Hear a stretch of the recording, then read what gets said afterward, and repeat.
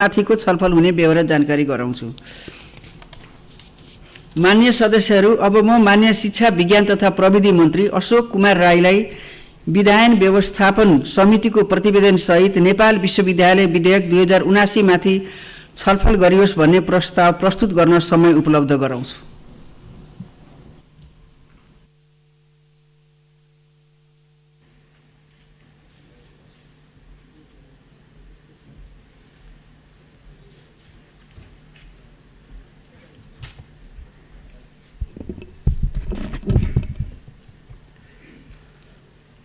सम्माननीय अध्यक्ष महोदयको अनुमतिले विधायन व्यवस्थापन समितिको प्रतिवेदन सहित नेपाल विश्वविद्यालय विधेयक 2079 माथि छलफल गरियोस् भन्ने प्रस्ताव सभा समक्ष प्रस्तुत गर्दछु। धन्यवाद।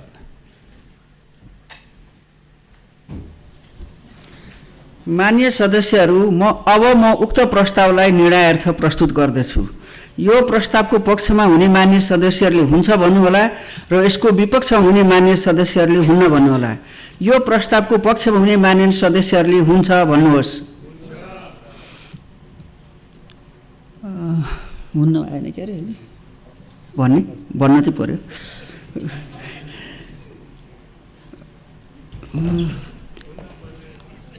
अच्छा, यो प्रस्तावको विपक्षमा हुने मान्य सदस्यहरूले हुन्न भन्नुहोस्।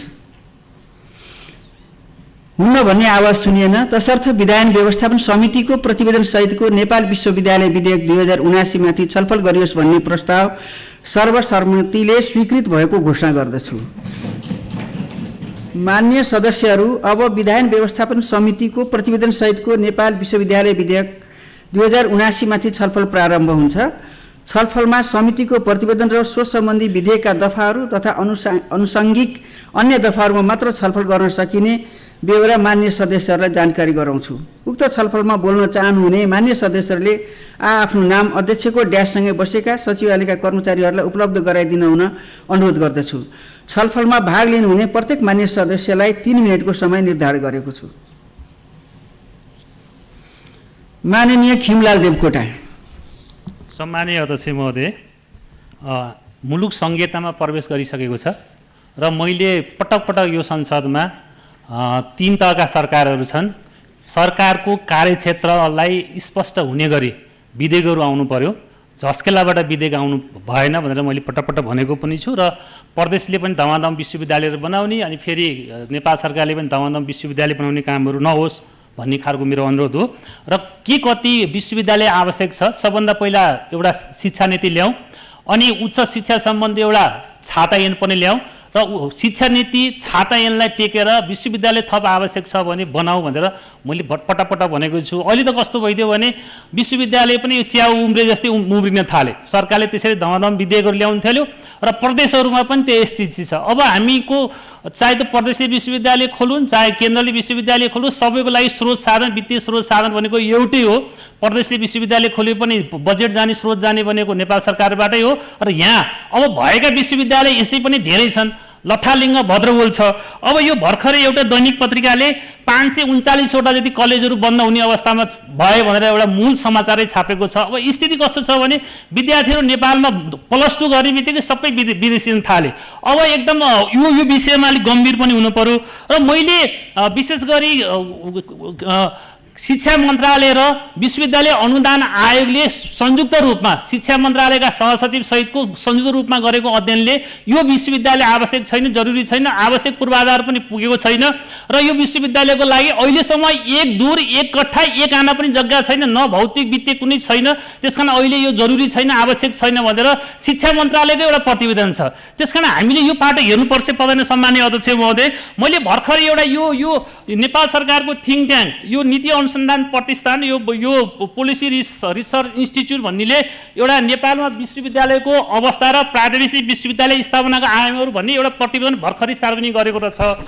यो प्रतिवेदनमा भएका कुराहरू म जस्ताको जस्तै यहाँ सम्माननीय अध्यक्ष म यहाँ पढेर सुनाउँछु। यसले भनेको छ, नेपालमा थप विश्वविद्यालय तथा प्रादेशिक विश्वविद्यालय स्थापनाको परिप्रेक्ष्यमा नयाँ विश्वविद्यालय स्थापना गर्नुभन्दा अगाडि यसको आवश्यकता र औचित्यका बारेमा समग्र विश्लेषण गरी हाल भइरहेका विश्वविद्यालयहरूको क्षमता विकास र यस्तो रणनीतिबाट पनि त्यो आवश्यकता पूर्ति हुन नसक्ने अवस्थामा मात्र नयाँ विश्वविद्यालय खोल्न सकिने यस अनुसन्धानको निष्कर्ष हो। निष्कर्षको च्याप्टरमा यही लेखेको छ। यो नेपाल सरकारको थिङ्क ट्याङ्कको सम्माननीय अध्यक्ष महोदय, अब नेपाल सरकारको थिङ्क ट्याङ्कले यसरी निष्कर्ष निकालेको छ, भएको विश्वविद्यालयलाई स्तरोन्नति गरौँ जरुरी छैन भनेर यो थिङ्क ट्याङ्कले लेखेको कुरा हो। अब अर्को विषय सम्माननीय अध्यक्ष महोदय, भक्तपुरमा एउटा खोप विश्वविद्यालय चाहियो भनेर पटक पटक त्यहाँको भक्तपुर नगरपालिकाले भनिरहेको छ। त्यहाँ उनीहरूले भक्तपुर नगरपालिकाले आफैले 8वटा विभिन्न इन्स्टिच्युटहरू कलेज चलाएको छ। 432 जना इन्जिनियर त उसले हरेक वर्ष उत्पादन गरेर छ। 40 जना नर्स उसले हरेक वर्ष उत्पादन गरेर छ। वार्षिक 40 करोड उसले खर्च गरेर छ शिक्षाको क्षेत्रमा। उसले खोप विश्वविद्यालय चाहियो भनेर पटक पटक भनेको छ, तर पनि कुनै सुनवाई छैन। माननीय गंगा कुमारी बेलबासे।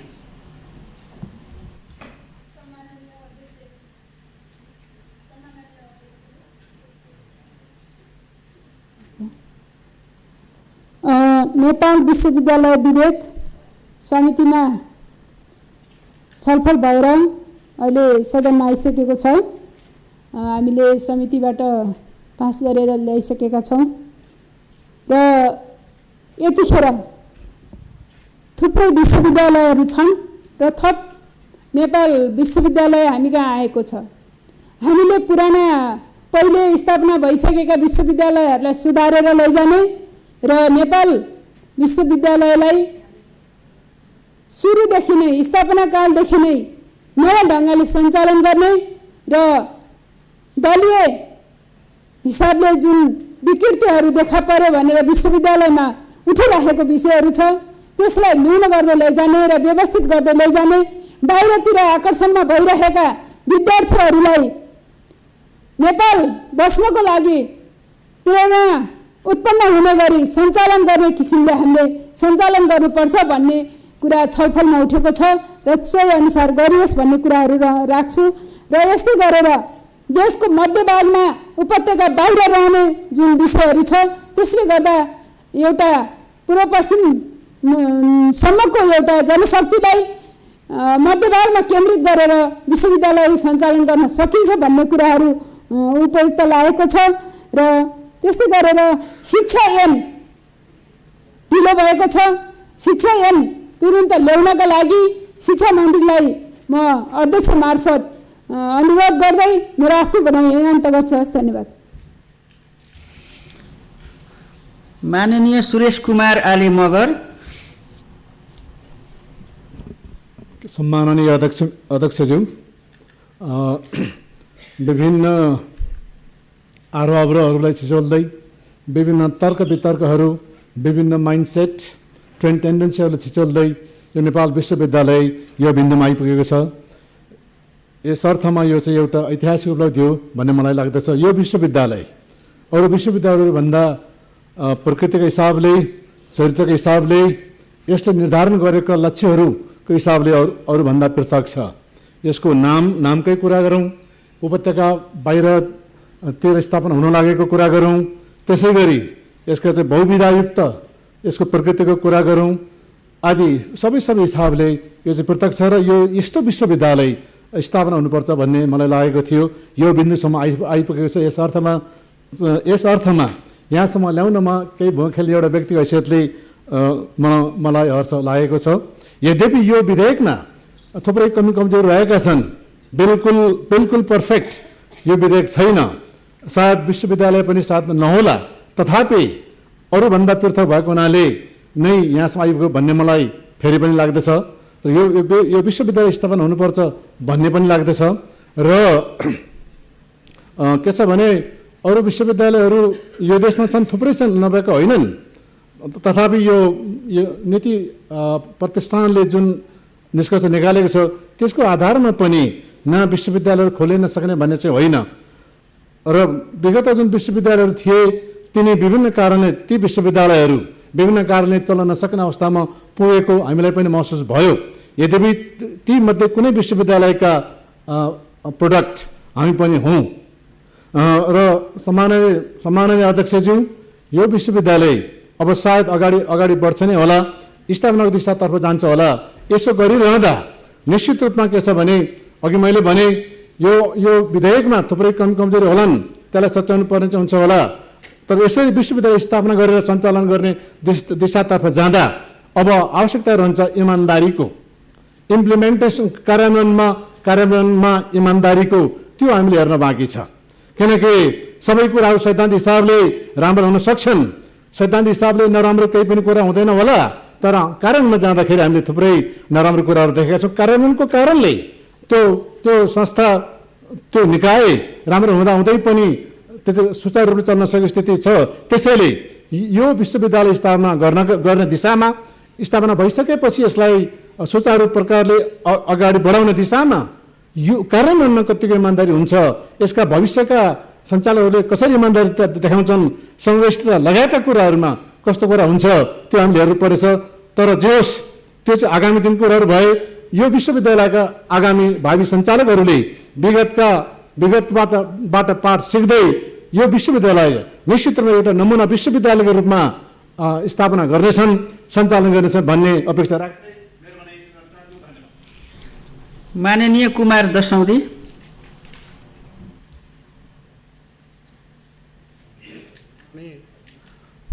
मान्य सभापति, मान्य अध्यक्ष महोदय,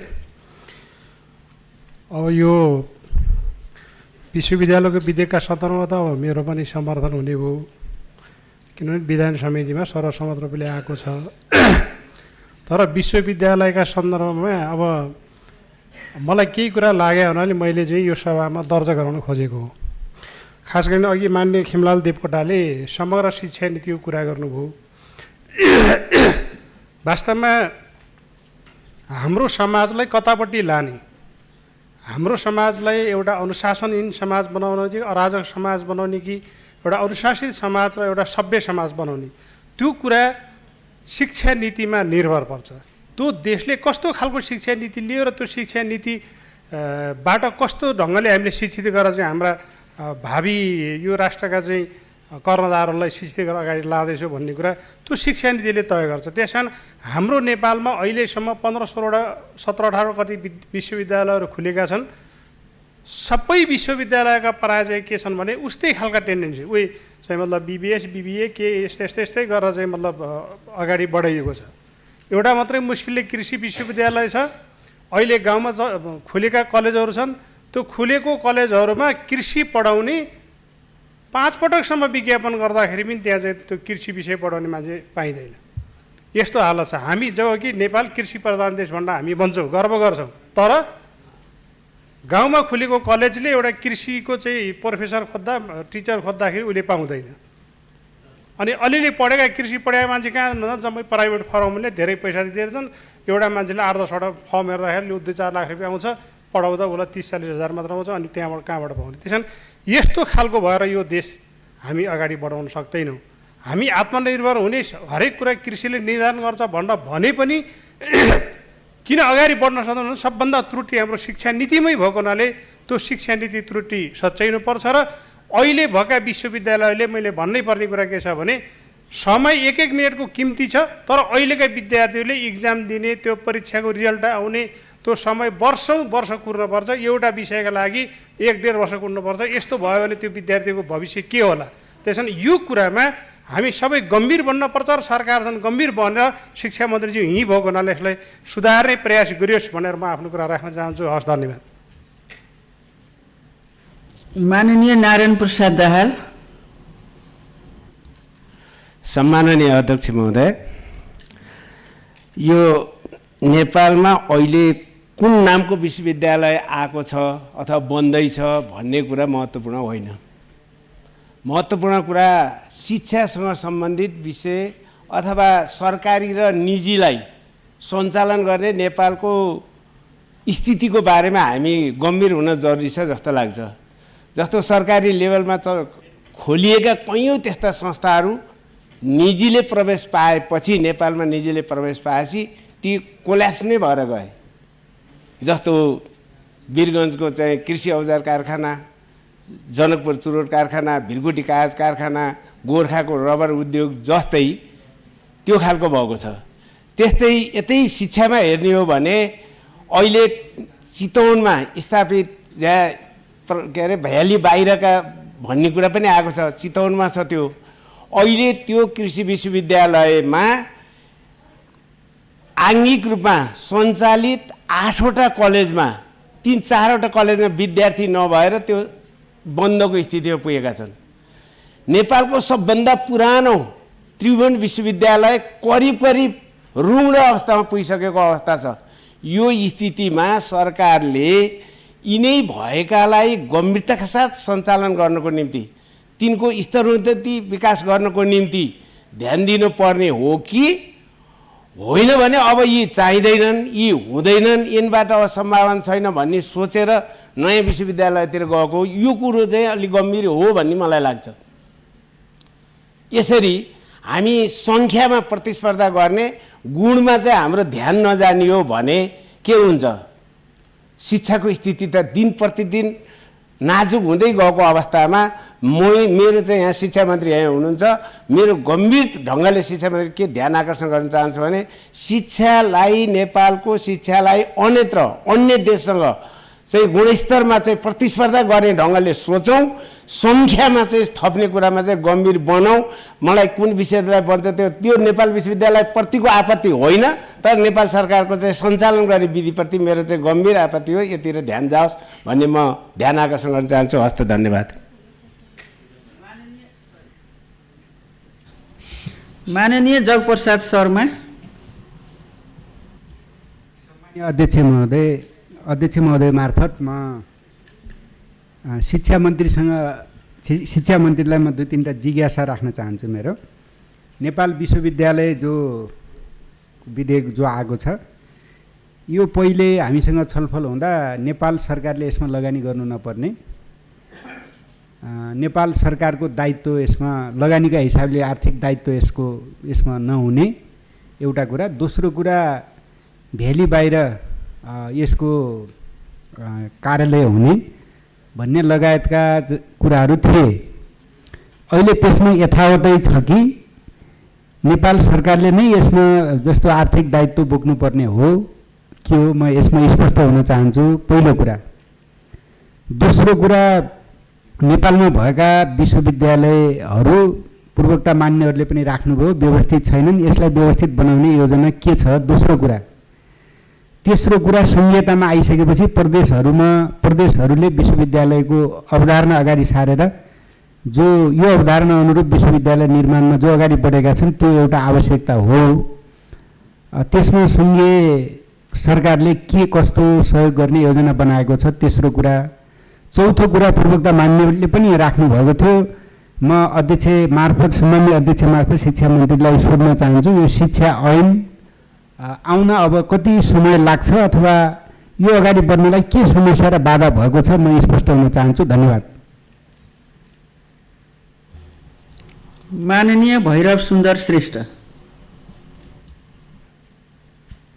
सम्माननीय अध्यक्षज्यू, हामी नेपाल विश्वविद्यालय विधेयकका सन्दर्भमा छलफल गर्न गएका छौँ।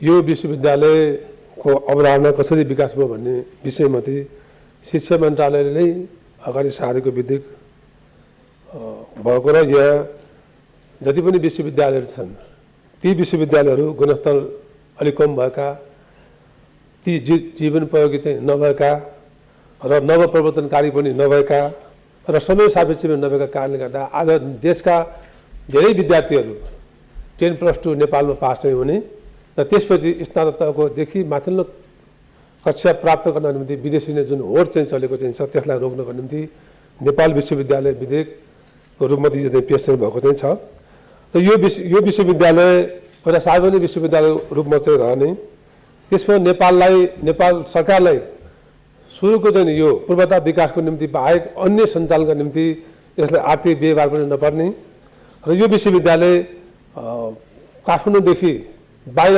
अथवा राजधानीदेखि बाहिर रहने कुराहरू यसले चाहिँ बोकेको चाहिँ छ र यो विश्वविद्यालयको राम्रो पक्ष भनेको स्नातक तहदेखि माथिल्लो लेभलको क्लास चाहिँ यसले चाहिँ सञ्चालन चाहिँ गर्ने र यो एउटा चाहिँ अन्तर्विधात्मक अवधारणा लिबरल आर्ट्ससँग सम्बन्धित भएको धेरै विषयहरू यसले चाहिँ नि पढाउन सक्ने र यसबाट उत्पादन भएका अथवा उत्पादन भएका विद्यार्थीहरूले आफू जीवन निर्वाह गर्न सहज हुने र राष्ट्रलाई चाहिँ जनशक्ति आपूर्तिमा चाहिँ सहढङ्गले व्यवस्थापन गर्न योगदान दिन सक्ने उद्देश्य बोकेर यो चाहिँ विश्वविद्यालयको विधेयक चाहिँ आएको चाहिँ छ।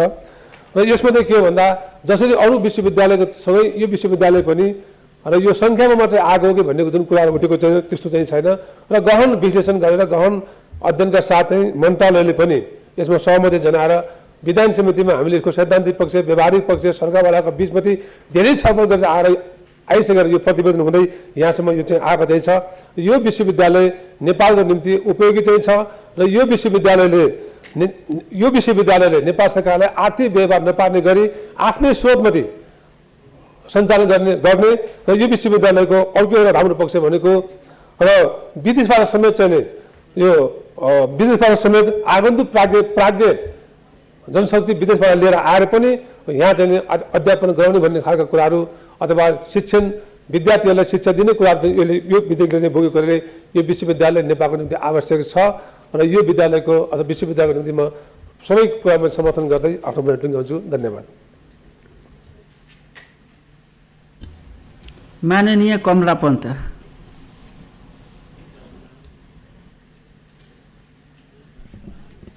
सम्माननीय अध्यक्ष महोदय, नेपाल विश्वविद्यालय विधेयक 79लाई हामी पास गर्न गइरहेका छौँ। शिक्षा मन्त्रीज्यू यहीँ हुनुहुन्छ। यो विधान समितिले सर्वसम्मत पास गरेर ल्याइसक्यो। यो विधेयक भइसक्यो, ऐन भइसक्यो। तैपनि मलाई के लाग्छ भने शिक्षा मन्त्रीज्यू कसरी कन्भिन्स हुनुभयो? मलाई चाहिँ यो विश्वविद्यालयलाई अगाडि सार्ने व्यक्तिहरूलाई जो एकदमै विश्वविद्यालय चाहिँ यो राम्रो बनाउँछु भन्ने क्षमता भएको व्यक्तिलाई एकचोटि उपकुलपति टियुकै त्रिभुवन विश्वविद्यालयको उपकुलपति बनाउनको लागि आग्रह गर्नुभएको भएदेखि कस्तो राम्रो हुन्थ्यो होला। त्यो चाहिँ मैले मन्त्रीज्यूलाई आग्रह गरेँ। शिक्षाविद हुनुहुन्छ, एकदम धेरै पुरानो मान्छे हुनुहुन्छ। यो विधेयक पास हुन्छ, म पनि पास गर्दैछु। तैपनि मलाई चाहिँ केही कुरा सोध्न मन लाग्यो। राम्रोको खोजीको लागि हो कि नयाँ कुराको खोजीको लागि हो कि व्यक्तिहरू राम्रो भएर हो कि हामीसँग थुप्रो विश्वविद्यालयहरू छन्। अब पियुको अवस्था त्यस्तै छ, टियुको अवस्था त्यस्तै छ। त्यसले धेरै विश्वविद्यालयहरू क्षतिग्रस्त अवस्थामा छन्, भौतिक होइन कि मानसिक रूपमै। त्यसले गर्दा यो जो व्यक्तिहरूले अगाडि सार्नु भएको छ, मलाई कसैसँग कुनै आपत्तिको कुरा होइन। मलाई जुन विश्वविद्यालयहरूको अवस्था देखिएको छ, त्यत्रो 9-10 हजार एकचोटिमा विश्वविद्यालय टियु चल्थ्यो। म त्यही विश्वविद्यालयहरूबाट नै नेतृत्व गरेर आएको व्यक्ति हो। यो स्थितिमा त्यसमा चाहिँ भौतिक पूर्वाधार के छ, त्यसले दिन खोजेको कुराहरू त राम्रै छन्। अहिले भर्खर पूर्ववक्ता मान्यज्यूहरूले पनि भनिसक्नुभयो। तर फेरि पनि म शिक्षा मन्त्रीज्यूलाई नै टियुको अवस्था सुधार दिनुहोस्। हजुर एकदम विद्वान हुनुहुन्छ, त्यसपछि अनि नयाँ विश्वविद्यालय खोलौँला भनेर एकचोटि भनिदिनु भएको भए पनि, भन्नुभयो कि भएन होला, अवश्य भन्नुभयो होला जस्तो लाग्छ मलाई। त्यसैले गर्दा गुणस्तरीय शिक्षा हामीलाई यत्रतत्र सर्वत्र चाहिएको छ। तर गुणस्तरीय शिक्षा भनेको नयाँ खोजीले हुन्छ कि पुरानोलाई सुधार गरेर? त्यही त्रिभुवन विश्वविद्यालयमा नयाँ नयाँ विषय पढाएको भए गुणस्तरीय शिक्षा, नेपालको माटो सुहाउँदो शिक्षा, अहिले विद्यार्थीहरू विदेशतिर नलाग्ने शिक्षा त्यसैमा ल्याउनु पाएको भए त्यत्रो पूर्वाधार छ। सिङ्गो कीर्तिपुर त्रिभुवन विश्वविद्यालयको नाममा छ, त्यहाँ विद्यार्थी छैन, त्यत्रा भौतिक पूर्वाधारहरू छन्। त्यसैमा यो कल्पना गरिएको विश्वविद्यालय खोल्न पाएको भएदेखि कस्तो राम्रो हुन्थ्यो होला। त्यसले गर्दा म चाहिँ मन्त्रीज्यूसँग एकदमै स्पष्ट हुन चाहेर आफ्नो कुरा राखेको। यो विधेयक पास भइसक्यो, विधान समितिले पास गरेर ल्याइसक्यो, हामी पास गर्दैछौँ। तैपनि मलाई यति जिज्ञासा लाएर आफ्नो कुरा राखेको। धन्यवाद। माननीय उदयबहादुर बोहरा। सम्माननीय अध्यक्षज्यू, नेपाल विश्वविद्यालय सम्बन्धी विधेयक व्यापक रूपमा विधान व्यवस्थापन समितिमा छलफल भयो र यसमा चाहिँ मेरो सुरुदेखि मैले आफ्ना फरक मतहरू राखेँ। यसको आर्थिक प्रस्तावनाबाट लगेर, यसका आर्थिक संरचनाबाट लगेर, भौतिक संरचनाहरूबाट लगेर यी सबै चिजहरूमा व्यापक रूपले मैले चाहिँ छलफलमा आफ्ना कुराहरू राखेँ। फेरि पनि यो विधेयक पास भएर आएको छ। अब हामीले पास त गर्ने भयौँ। अहिले पनि मेरो जिज्ञासा के हो भने मान्यज्यूहरूले राखे जस्तै एउटा सामान्य क्याम्पसको एफिलिएसन चाहिँ लिनको लागि त्यसलाई त्यसका भौतिक संरचनाहरू छन्, चाहिन्छन्। त्यसलाई चाहिँ तपाईँको आर्थिक केही पैसाहरू चाहिँ धरौटीहरू राख्नुपर्छ। तर यसमा केही पनि छैन। एउटा समिति बन्यो, समिति गयो, समितिले हेऱ्यो, त्यहाँ सबै एक टुक्रा जग्गा यसको नाममा छैन र नगरपालिकाले कमेन्ट गरेको छ कि हामी यति जग्गा दिन्छौँ, उति जग्गा दिन्छौँ। नगरपालिकालाई त्यो अथोरिटी छ कि छैन त्यो जग्गा दिने? सरकारी जग्गा, ऐलानी प्रति ऐलानी जग्गा। त्यसो भएको हुनाले अब यहाँ एउटा लिबरल आर्टको विषय आइरहेको छ। लिबरल आर्ट भनेको असाध्यै चाहिँ अलौकिक चिज हो।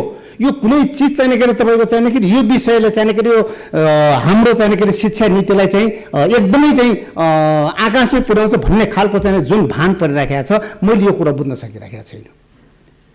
त्यसो भएको हुनाले मैले भन्न खोजेको कुरो के हो भनेदेखिलाई मैले व्यक्तिगत रूपमा पनि मैले शिक्षा मन्त्रीज्यूलाई भेटेर यो विषयमा क्लियर कुरा राखौँ भनेर भने हो। यो सामान्यतया यो चाहिँ यो सरकारले नै स्वामित्व लगेको, लास्टमा चाहिँ सरकारी स्वामित्वमै चाहिँ के अरे यो जाँदैछ। मैले बुझेको कुरो यो सरकारी स्वामित्वभित्र हो कि होइन। यदि यो प्राइभेट हो भनेदेखिलाई प्राइभेटका पनि निश्चित मापदण्डहरू छन्। युजिसीले निश्चित मापदण्ड तोकेर क ख ग गरेर चाहिँ यसलाई यो पूर्वाधारहरू चाहिँ चाहिन्छ भनेर चाहिँ युजिसीले दिएको छ। तर त्यो युजिसीको चाहिँ के अरे तपाईँको अवधारणालाई पनि शिक्षा मन्त्रालयले वास्ता नगरेर यो चिज आएको छ। त्यसो भएको हुनाले मेरो यसमा जिज्ञासा छ। यहाँ माननीय मन्त्रीज्यू हुनुहुन्छ, माननीय मन्त्रीज्यूले यो विषयमा चाहिँ क्लियर गरिदिनु पर्यो। धन्यवाद। मान्य सदस्यहरू, विधायन व्यवस्थापन समितिको प्रतिवेदन सहितको नेपाल विश्वविद्यालय विधेयक 2079 माथि छलफल गरियोस् भन्ने प्रस्तावमाथिको छलफलमा मान्य सदस्यहरूले बोल्ने क्रम यहीँ समाप्त हुन्छ। मान्य सदस्यहरू, अब म मान्य शिक्षा, विज्ञान तथा प्रविधि मन्त्री अशोक कुमार राईलाई छलफलमा उठेका प्रश्नहरूको जवाफ दिन समय उपलब्ध गराउँछु।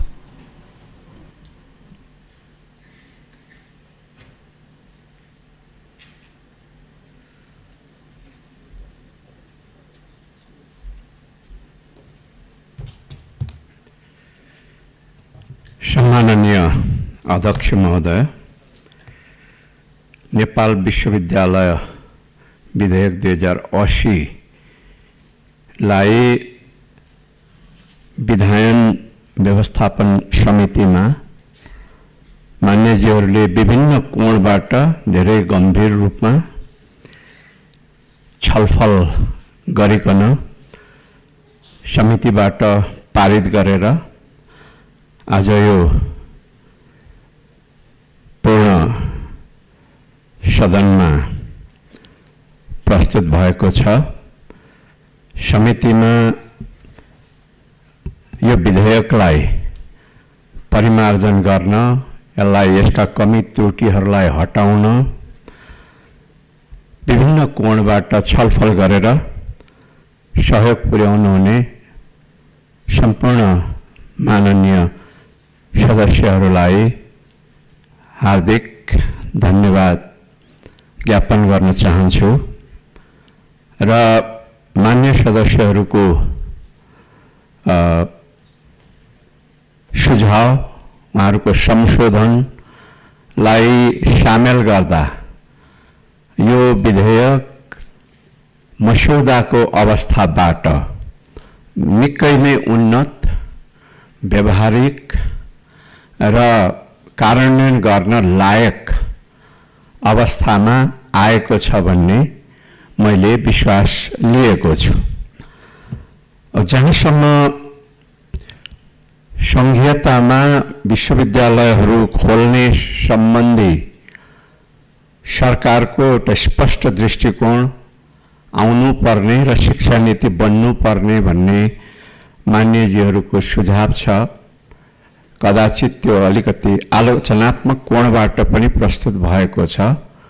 त्यसलाई म हृदयबाट नै आत्मसात गर्न चाहन्छु। त्यो गर्न पर्दछ, तर त्यो गर्नलाई अलिकति हामीलाई अध्ययन गर्नुपर्ने, नयाँ परिस्थितिहरूलाई अध्ययन गरिकन संश्लेषण गर्नुपर्ने आवश्यकता छ र यो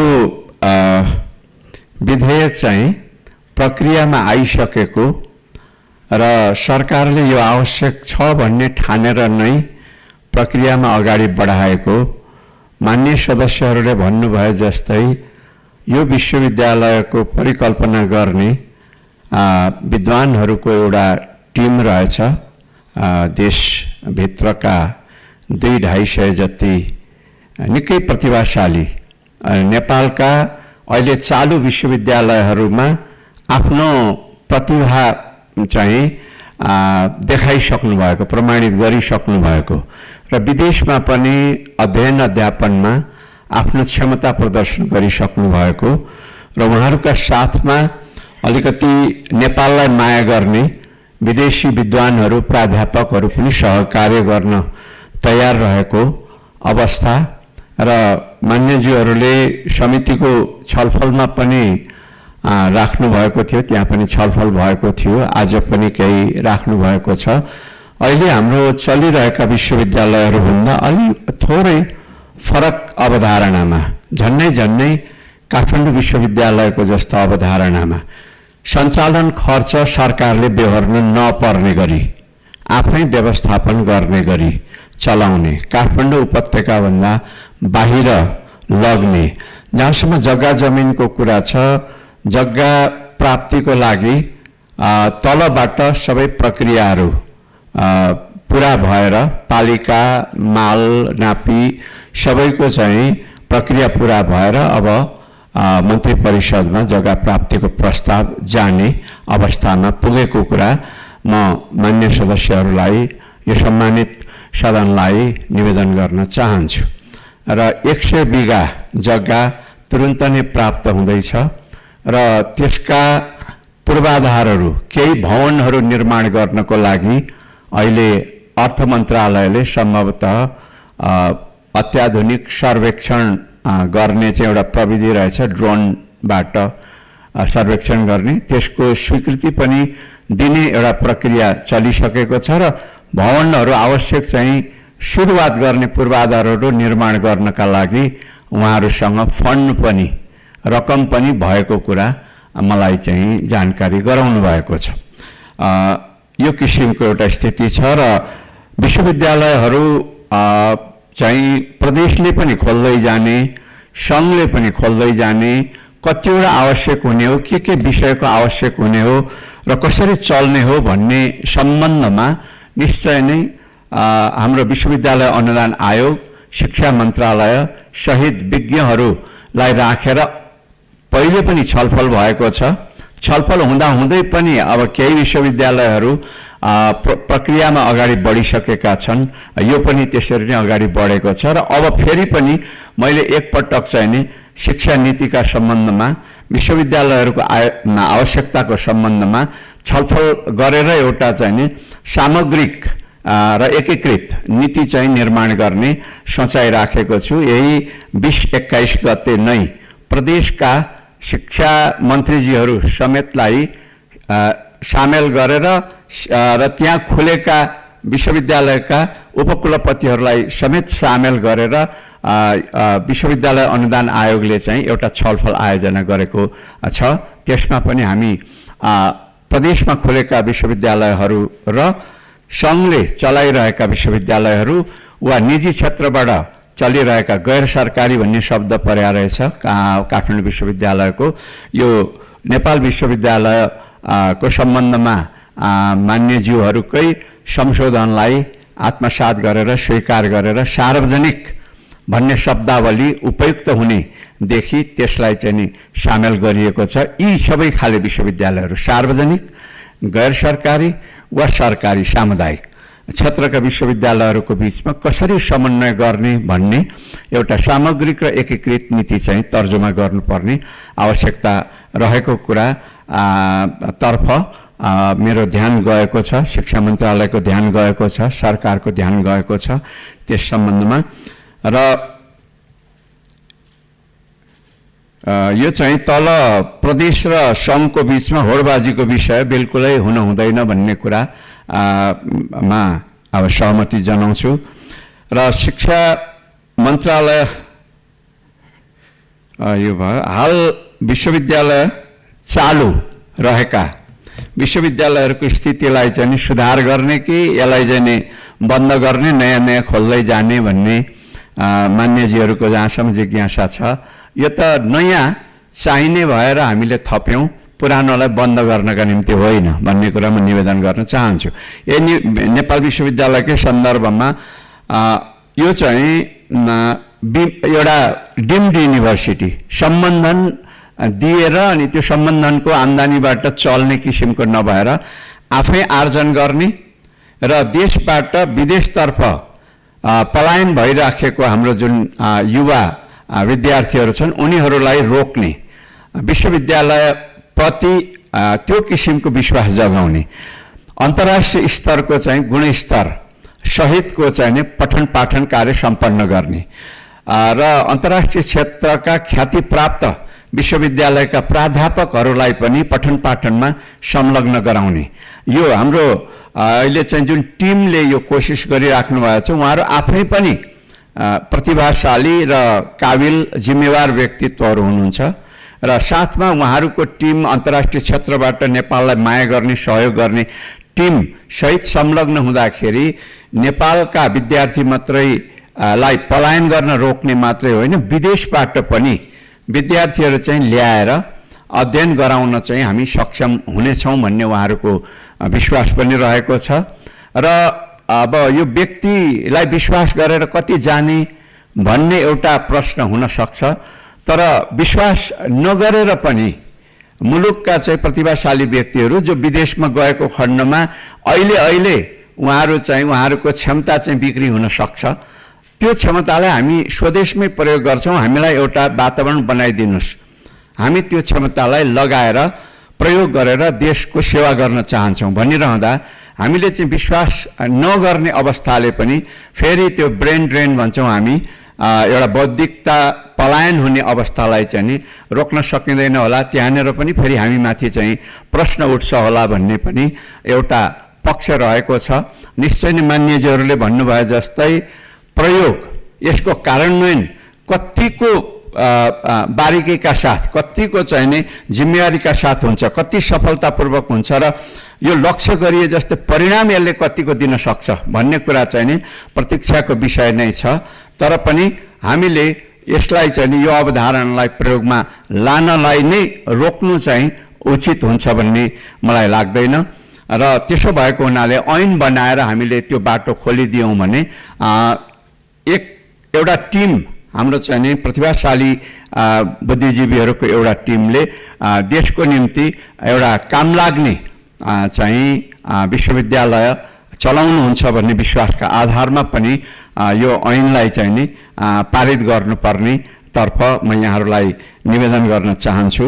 जहाँसम्म खोप विश्वविद्यालय सम्बन्धी प्रक्रिया कहाँ पुग्यो भन्ने जिज्ञासा यहाँहरूले राख्नु भएको छ। खोप कलेज अरू विश्वविद्यालयबाट सम्बन्धन लिएर चलेको निकै नमुना लायक कलेज रहेछ। मैले पनि भ्रमण गर्ने मौका पाएको थिएँ र उहाँहरूले चाहिँ विश्वविद्यालयको स्तरमा आफूलाई उठाउने, स्तरोन्नति गर्ने ढङ्गले निवेदन दिनुभएको पहिलेदेखि नै उहाँहरूले त्यो चाहना राख्नु भएको र नेपाल सरकारले चाहिँ ऐन बनाउने मस्यौदा तयार गरेर अर्थ मन्त्रालयमा चाहिँ पठाएको रहेछ। अर्थ मन्त्रालयबाट भर्खरै मात्रै सहमति प्राप्त भएर सो मस्यौदा चाहिँ नि कानुन मन्त्रालयमा पठाइएको बेहोरा म यहाँहरूलाई निवेदन गर्न चाहन्छु।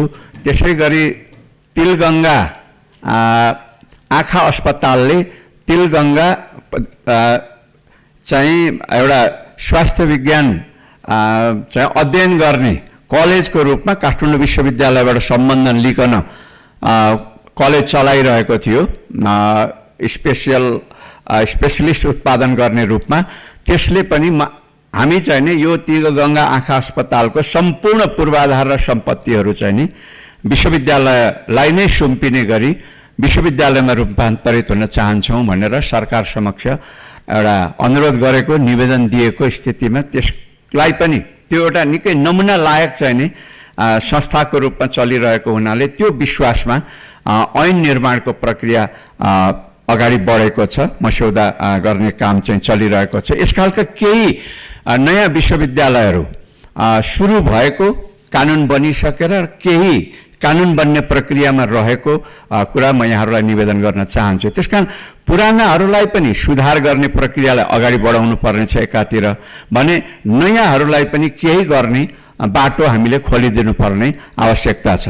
योगमाया आयुर्वेद विश्वविद्यालय कानुन बनेर त्यसले अब काम चाहिँ नि त्यो कानुन अनुसारको चाहिँ नि एउटा सिनेट, त्यसको चाहिँ परिषद, सञ्चालक परिषद चाहिँ नि गठन गर्ने प्रक्रिया अगाडि बढेको छ। मदन भण्डारी प्राविधिक विश्वविद्यालयको पनि त्यसको चाहिँ संरक्षक परिषद चाहिँ मन्त्री परिषदले चाहिँ नि बनाउन अनुमति दिइकन त्यसले पनि अब यो वर्षबाट चाहिँ विद्यार्थी भर्ना गर्ने प्रक्रिया सुरु गरिसकेको छ।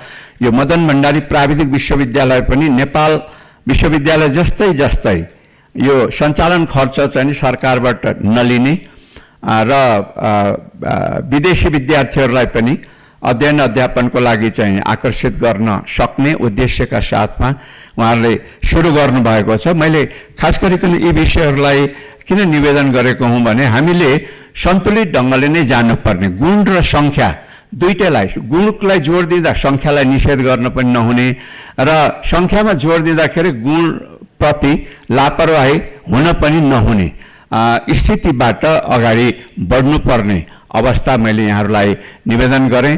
त्रिभुवन विश्वविद्यालय लगायतका केही विश्वविद्यालयहरू अलिकति भर्ना, विद्यार्थी भर्ना चाहिँ घटिरहेको अवस्था छ। क्यालेन्डर मेन्टेन हुन सकिराखेको छैन परीक्षाको।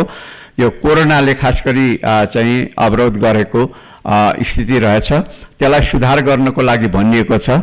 विषयवस्तुहरूलाई पनि अद्यतन गर्ने, अहिले चाहिँ दुनियाँमा नयाँ चाहिँ मानव ज्ञानका चाहिँ विकास भएको स्थिति छ। रिसर्चहरूले, अनुसन्धानले पत्ता लागेको, अगाडि ल्याएको विषयवस्तुहरूलाई पनि पठन पाठन गराउने गरी चाहिँ विश्वविद्यालयले आफ्नो करिकुलमलाई, पाठ्यक्रमलाई विकास गर्नुपर्ने र खास गरिकन विश्वविद्यालयको पदाधिकारी छनौट गर्ने प्रक्रिया पनि हामी कहाँ अलिकति अलि अनौठो खालको जस्तो लाग्यो मलाई। म आफैले शिक्षा मन्त्रालय जिम्मेवारी लिइसकेपछि त्यो विश्वविद्यालयको पदाधिकारी छनौट गर्ने ऐनलाई पनि हामीले अलिकति सुधार गर्नुपर्छ कि भन्ने पनि मलाई लागेको छ, ताकि एउटा सक्षमताका साथमा विश्वविद्यालयहरू चाहिँ लाई व्यवस्थापन गर्न सकियोस्। यो हिसाबले चालु विश्वविद्यालयहरूलाई पनि सुधार गर्ने र नयाँ र आवश्यक विश्वविद्यालयहरूलाई पनि अगाडि लैजाने, प्रदेशले पनि त्यस ढङ्गले काम गर्छ भने विश्वविद्यालय अनुदान आयोग र सङ्घसँग समन्वय गरिकन आवश्यक विश्वविद्यालयहरू प्रदेशले आफ्नो स्रोतबाट पनि परिचालन गर्ने किसिमको बाटो दिने। तर एकअर्कामा मान्यजीहरूले चिन्ता गर्नुभयो जस्तै प्रतिस्पर्धाको स्थिति, उछिन पाछिनको स्थिति चाहिँ हुन नपाओस् भन्ने सम्बन्धमा शिक्षा मन्त्रालय सचेत रहेको कुरा म यहाँहरूलाई निवेदन गर्न चाहन्छु। र अब चाँडै नै विश्वविद्यालय छाता ऐनलाई पनि अगाडि ल्याइनेछ, जुन ऐनले मलाई लाग्छ यो विश्वविद्यालयहरूलाई खोल्ने मानदण्ड, तिनको आवश्यकता निश्चित गर्ने मानदण्ड र उनीहरूको बिचमा समन्वय गर्ने, पठन पाठनमा एकरूपता ल्याउने, गुणस्तरमा एकरूपता ल्याउने, करिकुलम निर्माणका सम्बन्धमा पनि आवश्यक चाहिने समन्वय गर्ने सम्बन्धमा चाहिँ काम गर्नेछ। यो ऐन पनि प्रक्रियामा रहेको कुरा म मान्यजीहरूलाई निवेदन गर्न चाहन्छु।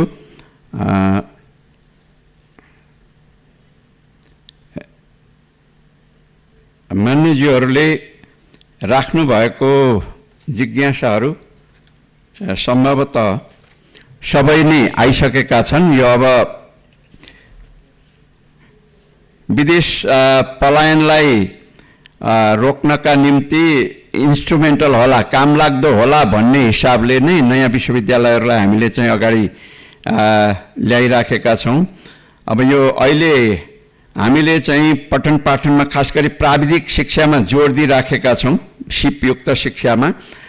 त्यसो गरिरहँदाखेरि अलिकन प्राविधिक शिक्षाबाट उत्तीर्ण गर्ने एउटा चाहिँ डिग्री प्राप्त गर्ने विद्यार्थीहरूमा अलि रोबोटिक खालको चाहिँ प्रवृत्ति भयो, अलि बढी कमाइ काजमा मात्रै, अलि बढी चाहिँ नि पैसामा मात्रै आकर्षित हुने हो कि त्यसले गर्दा पनि विदेश पलायन, बौद्धिकता पलायन हुने स्थिति भएको हो कि भन्ने अर्थमा यो लिबरल आर्ट्सको अलिकति महत्त्व छ भन्ने लागेको छ। यहाँहरूले समितिमा पनि पर्याप्त छलफल गर्नुभएकै छ।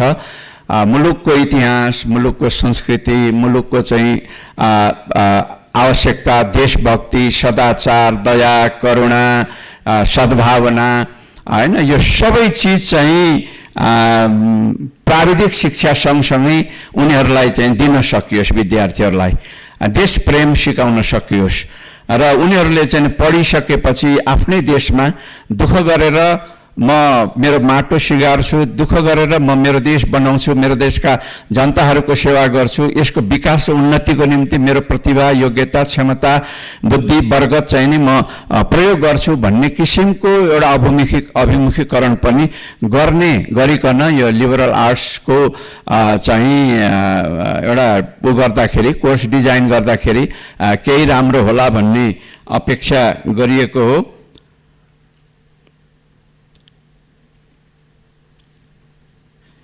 अब भौतिक संरचनाको बारेमा मान्यजीहरूले राख्नुभएको जिज्ञासाको बारेमा मैले कुरा गरि नै हालेँ। निश्चय नै हो, क्याम्पस बनाउनु पनि हामीलाई भौतिक संरचनाको आवश्यकता पर्छ, तर यसले पनि भौतिक संरचना बनाउनका निम्ति 100 बिघा जग्गा प्राप्त गर्ने सबै प्रक्रिया पुरा गरेर अब मन्त्री परिषदमा त्यो प्रस्ताव चाहिँ जान लागेको छ र त्यो प्रस्ताव पास हुने सँगसँगै न्यूनतम संरचनाहरू बनाउने काममा चाहिँ उहाँहरू जुट्नुहुने अवस्था छ। अथवा यो विकास, यो चाहिँ विश्वविद्यालय पूर्वाधार विकास समिति बनाएको छ सरकारले, त्यो पूर्वाधार विकास समिति चाहिँ त्यो काममा जुट्ने विश्वासमा दिलाउन चाहन्छु।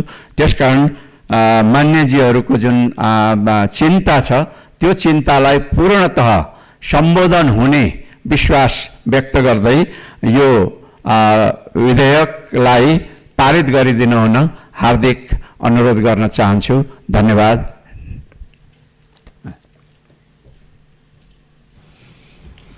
माननीय सदस्यहरू, विधायन व्यवस्थापन समितिको प्रतिवेदन सहितको नेपाल विश्वविद्यालय विधेयक 2079 माथि छलफल गरियोस् भन्ने प्रस्तावमाथिको छलफल यहीँ समाप्त हुन्छ।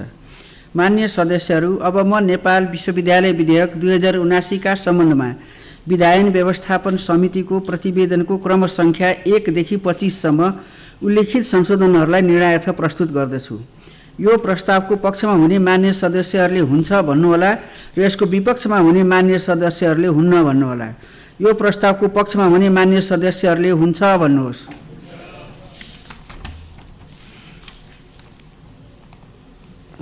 हुन्न हैन। यो प्रस्तावको विपक्षमा हुने मान्य सदस्यहरूले हुन्न भन्नुहोस्। हुन्न भन्ने आवाज सुनिएन, तसर्थ नेपाल विश्वविद्यालय विधेयक 2079 का सम्बन्धमा विधायन व्यवस्थापन समितिको प्रतिवेदनको क्रम सङ्ख्या 1 देखि 25 सम्म उल्लिखित संशोधनहरू सर्वसम्मतिले स्वीकृत भएको घोषणा गर्दछु। माननीय सदस्यहरू, अब म नेपाल विश्वविद्यालय विधेयक 2079 का सम्बन्धमा विधायन व्यवस्थापन समितिको प्रतिवेदनको क्रम सङ्ख्या 1 देखि 25 सम्म उल्लिखित संशोधनहरू नेपाल विश्वविद्यालय विधेयक 2079 को अङ्ग बनोस् भनी निर्णयार्थ प्रस्तुत गर्दछु। यो प्रस्तावको पक्षमा हुने मान्य सदस्यहरूले हुन्छ भन्नुहोला र यसको विपक्षमा हुने मान्य सदस्यहरूले हुन्न भन्नुहोला। यो पनि भन्नु पर्यो, फेरि भन्नुपर्छ र यो पहिले भएन। यो प्रस्तावको पक्षमा हुने मान्य सदस्यहरूले हुन्छ भन्नुहोस्। यो भन्नुपर्छ। यो प्रस्तावको विपक्षमा हुने मान्य सदस्यले हुन्न भन्नुहोस्। अघि नै आएन, त्यही भएर पनि हुन्न भन्ने आवाज सुनिएन, तसर्थ नेपाल विश्वविद्यालय विधेयक 2079 का सम्बन्धमा विधायन व्यवस्थापन समितिको प्रतिवेदनको क्रम सङ्ख्या 1 देखि 25 सम्म उल्लिखित संशोधनहरू सर्वसम्मतिले नेपाल विश्वविद्यालय विधेयक 2079 को अङ्ग बनेको घोषणा गर्दछु।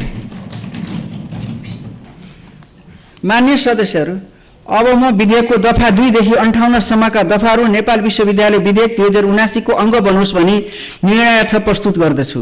यो प्रस्तावको पक्षमा हुने मान्य सदस्यहरूले हुन्छ भन्नुहोला र यसको विपक्षमा हुने मान्य सदस्यहरूले हुन्न भन्नुहोला।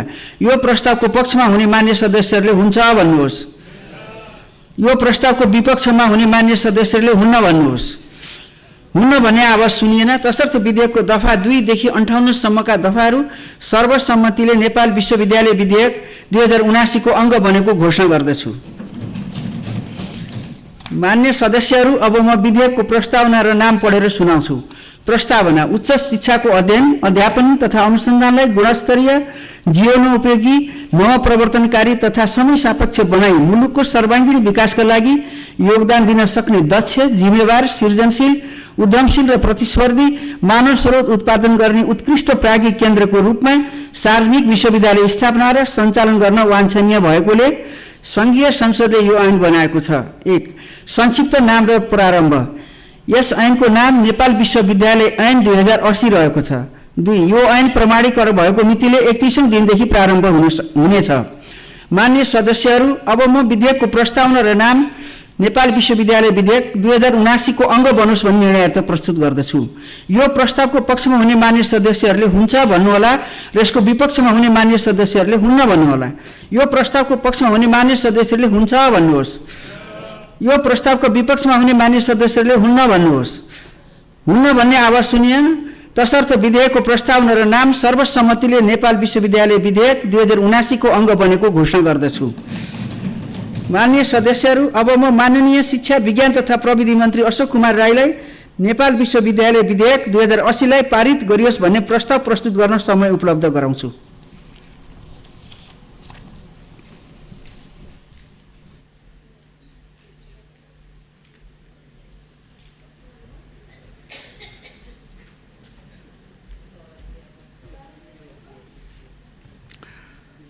सम्माननीय अध्यक्ष महोदयको अनुमतिले नेपाल विश्वविद्यालय विधेयक 2080 लाई पारित गरियोस् भन्ने प्रस्ताव सभा समक्ष प्रस्तुत गर्दछु। धन्यवाद।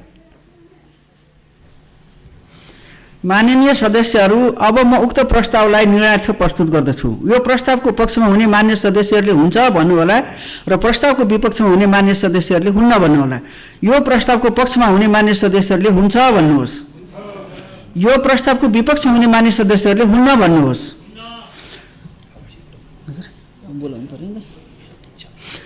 हुन्छ भन्ने पक्षका मान्य सदस्यहरूको बहुमत भएकोले नेपाल विश्वविद्यालय विधेयक 2080 लाई पारित गरियोस् भन्ने प्रस्ताव बहुमतले पारित भएको घोषणा गर्दछु। मान्य सदस्यहरू, राष्ट्रिय सभाको अर्को बैठक 2080 साल असार 19 गते मङ्गलबार 1 बजेर 1 मिनेटमा बस्ने गरी यो बैठक स्थगित हुन्छ।